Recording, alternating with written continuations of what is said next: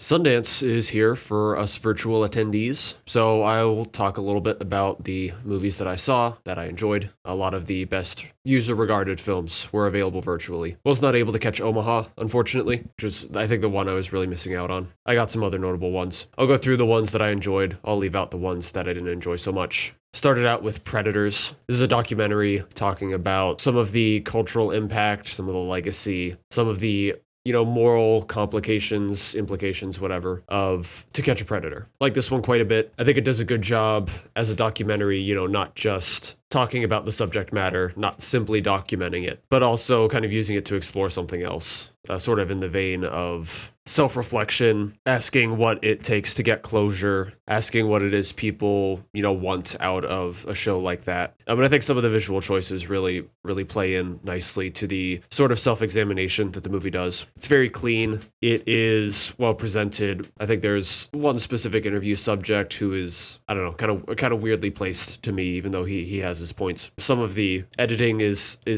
interesting in the way they cobble footage together, which seems to be different than the show's presentation. At least it's paid off very well, I think, for the ending. I think this one's got a good chance of showing up on a streaming service sometime this year. Since To Catch a Predator is like a fairly well-known show, a little bit of a cultural phenomenon, even still to this day. Obviously, it used to be even more so. I think the subject matter will drive it like somewhere. I think this will pop up. I think you'll get a chance to watch this. Next is Plainclothes. Also enjoyed Plainclothes a good amount, maybe like a smidge less than Predators, but very well worth watching. This is a romance thriller type of deal about a police officer who is assigned to basically try to catch gay men in the act of hooking up, and how he falls for one of the people he is tailing. This is notable, I think, especially for a couple of technical aspects. The way it uses the edit to communicate a state of sort of disorientation, internal doubt and conflict, things like that. His own memories, the conflict of his, internal wishes and his role as a cop. I'm not convinced that it does it perfectly, but it's got a great idea and it's used extremely effectively in some spots. I kind of wish it had a little more of a dynamic flow to it, but I can't really complain too much because, the idea is good and it certainly works in spots. The other thing is it's got a nice aesthetic to it. It is set in, I think it was the 90s. It's got a more warm, almost nostalgic kind of look to it at points, with some lighting, some highlights that are warm, that are comforting, very sparkly at points. I'm thinking of one specific shot with the two men talking that has just a great, very warm silhouette to each of them, some great highlights on some of their outfits, the glasses. And then it also has this unique aspect of cutting in this camcorder footage. I guess, again, I'm not sure it's perfectly utilized. I'm not sure in some cases it really makes a ton of sense. But, it kind of fits in with the idea of internal conflict and the disorientation, where usually it's kind of representing his job, some kind of surveillance, something to that effect, right? That between that and the edit, there is a hard distinction drawn, hard contrast drawn to illustrate his internal conflict. So I think all that stuff is used well. And, I think the parts of the movie that need to feel like certain things feel like the thing they should feel like. All right, day 2. First is The Virgin of the Quarry Lake. This is a little bit coming of age, a little bit horror, mostly grounded, but a little bit supernatural. It's about a girl, Natalie, who is, over the summer falling for this boy, Diego, and kind of group dynamics with her and a couple friends and a girl that he's interested in. Like I said, very much a coming of age movie, primarily. It's got some really nice music at points, some good atmosphere from that. It's effortlessly set in what would it be, early 2000s, something like that. Whenever it was that people wore, that choker that she wears, whenever people were in internet cafes using ICQ. It's got a combination of not just the coming of age, but coming of age in a, specifically pessimistic sort of world, one where there are clearly many issues, one where society is perhaps struggling a little bit, or just her surroundings are struggling. It's got a striking device for how it introduces that sort of decay, not just,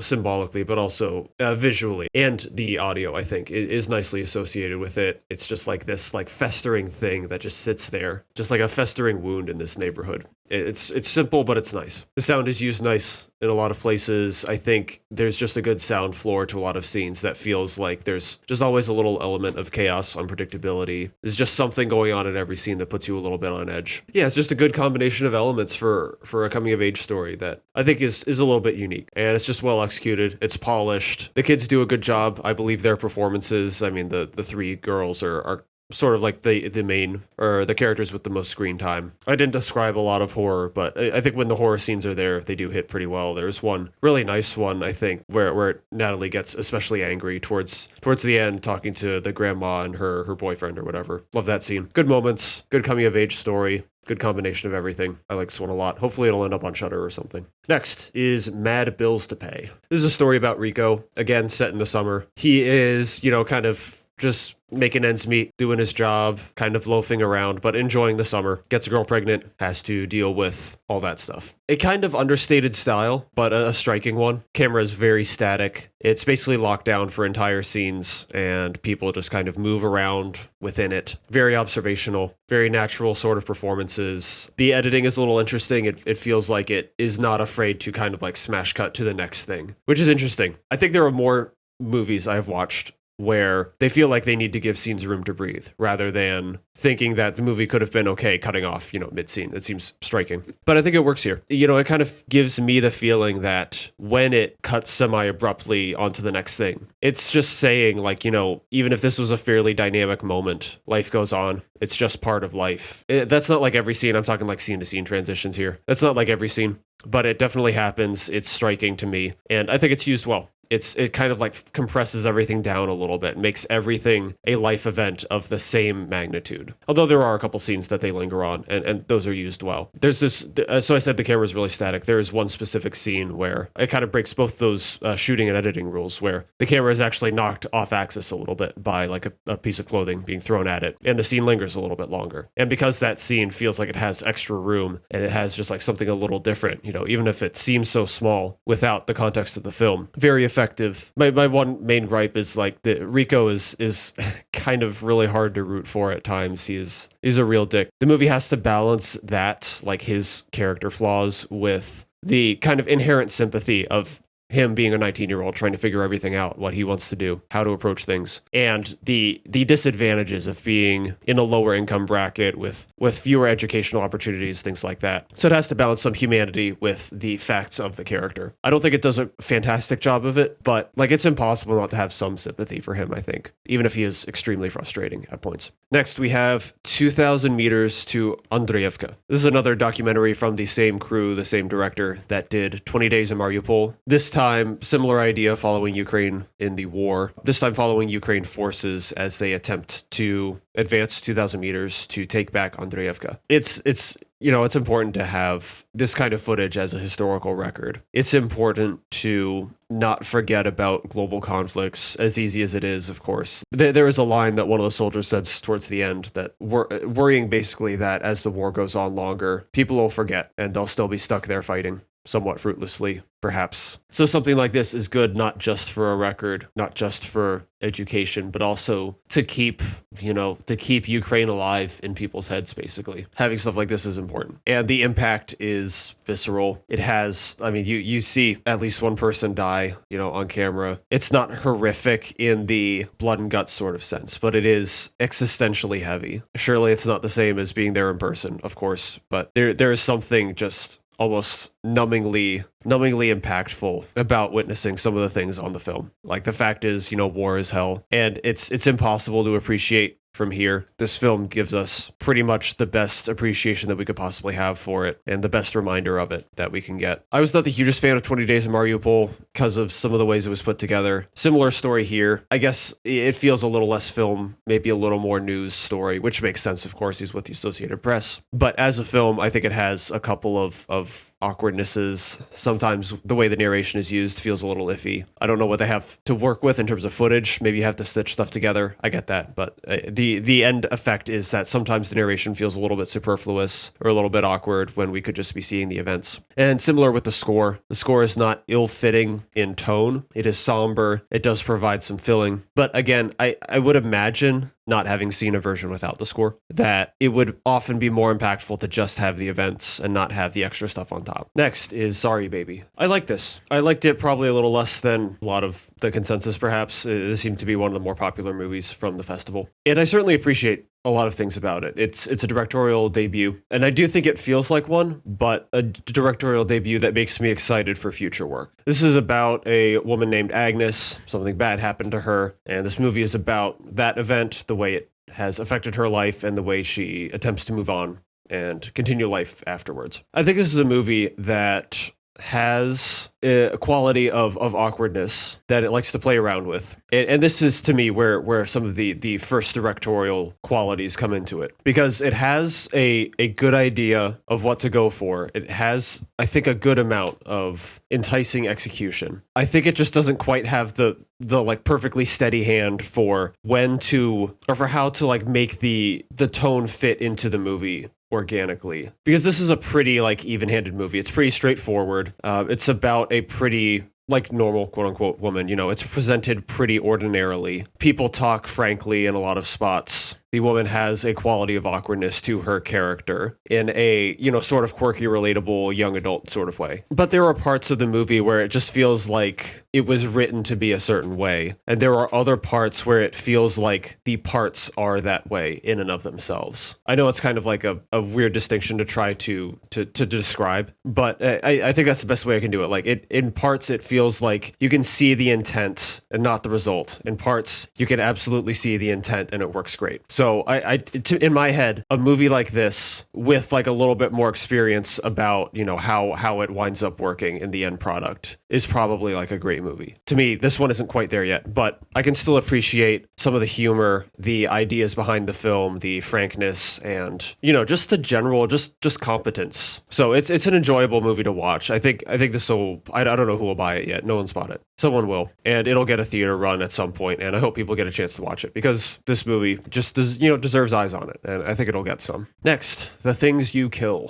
This is a Turkish film, but it's not Nuri Bilge Ceylan. It's a different Turkish director, which is nice because I think I've watched very few Turkish films overall. So it's nice to get a little bit more from there. This is about a man named Ali who is haunted by the death of his mother, and he suspects his father. The film eventually gets into like these ideas of trauma being passed down between generations, the difficulty in not repeating those things. I like this one quite a bit. One of my favorites of the festival, maybe second or third so far. I like the variety of ways in which the film approaches its themes. You can see the way in which people's behavior changes, or sometimes hear about it, from generation to generation. We get mentions of the main character's grandfather and father, their behaviors, the way it is diluted a little bit down to Ali, but also how Ali seems to be fighting it or needs to fight it. Not all the ideas are subtle, but I think it's even though it's not necessarily subtle or whatever, you know, obviously movies don't need to be subtle, but I think this movie kind of benefits from subtlety. Even when it's not subtle, I think it is kind of interesting. So I'm never like rolling my eyes at what the movie's trying to communicate. Like it all feels pretty at home with what the movie is, I think. This is a film with a fairly distinct, semi-consistent visual style. It likes the style of, you know, like a wide shot with all the actors in it that's fairly static and kind of captures the scene organically. Maybe throw in like a little push zoom for some scenes for emphasis. So that's kind of like the general framework. Maybe a majority of the scenes, whatever, are in that vein.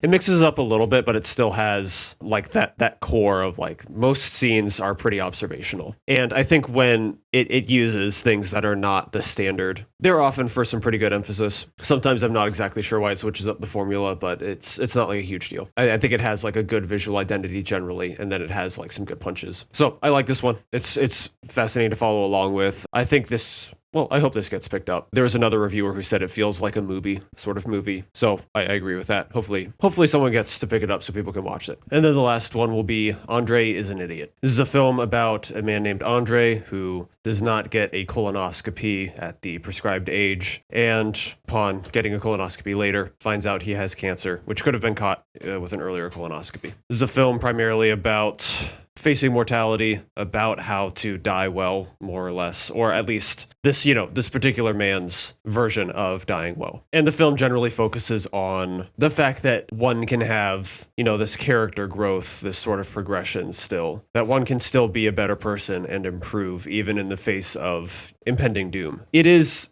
inspiring. It is admirable to put oneself out there like this, to use, one's own life and mistakes as a notice to others, as a way to help others learn to avoid mistakes, education, things like that. The titular Andre is an interesting person. It is fun to learn about him. The film throws in a lot of information. It's probably not super focused, but it also feels like the character of Andre, who is kind of a loose cannon, kind of a wild card, guy who likes to laugh, likes to, basically do whatever he wants. So in a sense, the occasional lack of focus feels on brand. There are other things like these stop motion claymation sort of sections that kind of play along with his comedic bits and ideas and things like that. So it reinforces the character well through the presentation, I think. There is still something about it. Like, as much as, you admire the guy for putting himself out there like this, and the product is good. I wouldn't be talking about it if I didn't think it was good. But at the same time, there is something about it that feels a little bit lacking to me, like, as a film. Maybe sometimes, like, the score it feels a little bit lackluster for